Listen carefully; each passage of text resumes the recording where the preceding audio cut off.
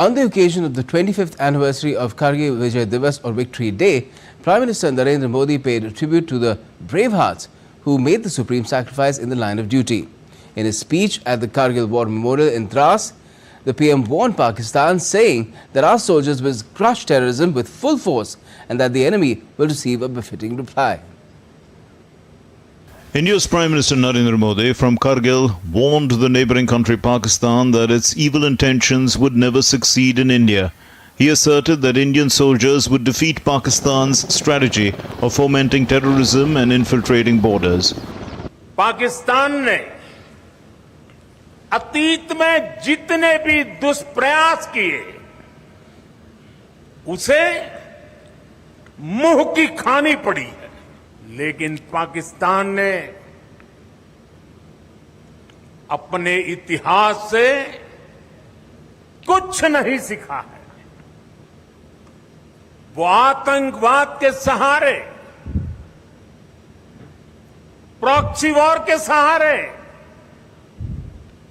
अपने आप को प्रासंगिक बनाए रखने का प्रयास कर रहा है। लेकिन आज जब मैं उस जगह से बोल रहा हूं जहां आतंक के आकाओं को मेरी आवाज सीधे सुनाई पड़ रही है, मैं आतंकवाद के इन सरपरस्तों को कहना चाहता हूं कि उनके नापाक मंसूबे कभी कामयाब नहीं होंगे।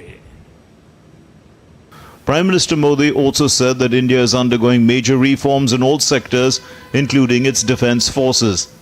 He said that indigenous equipments are being given to the armed forces to reduce the dependence on any other country. Prime Minister Narendra Modi on this occasion also clarified doubts raised by the opposition parties about the Agnipath scheme. He said that the scheme aimed to smoothen the process of taking young people into the army at an early age. The scheme is not at all related to escaping a pension. Agnipath का लक्ष्य सेनाओं को युवा बनाना है। अग्निपथ का लक्ष्य सेनाओं को युद्ध के लिए निरंतर योग्य बनाए रखना है। दुर्भाग्य से राष्ट्रीय सुरक्षा से जुड़े इतने संवेदनशील विषय को कुछ लोगों ने राजनीति का विषय बना दिया है।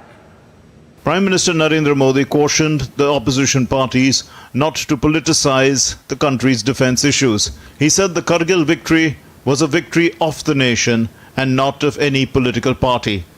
Akhilesh Suman's report for DD India.